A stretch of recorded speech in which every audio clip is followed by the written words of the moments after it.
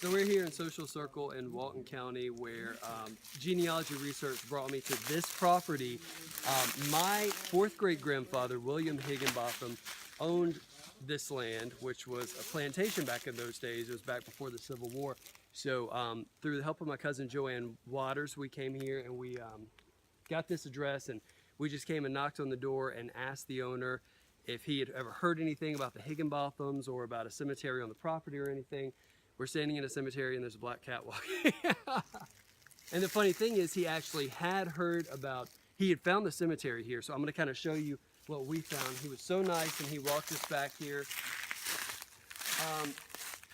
Lauren's shooting this. I'm gonna grab the camera from her for just a second and kind of tell you what we saw.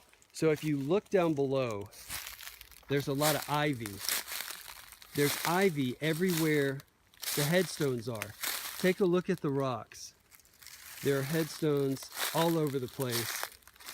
Leslie says he's the owner. He says there's probably 60, 70 headstones spread all around. Take a look at that. You can see the ivy.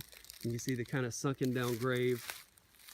And back here in what I would assume is the main part of the cemetery, there's some boxwoods and a cedar tree that is, you have to look kind of hard for the rocks. Take a look at the headstones right there. And there's not any dates. There's no names on those headstones.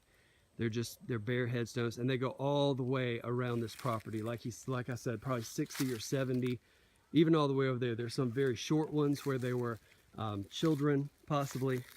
But if you take a look at where these boxwoods are, and there's a really old cedar right here. Take a look at that cedar. Leslie says he thinks it's probably at least 150 years old, which if you think about it, this property would have been used as a cemetery, you know, more than 200 years ago. So this, so there's a main headstone, would have been kind of the decorative spot with the boxwoods and all that. There's some bigger headstones over there.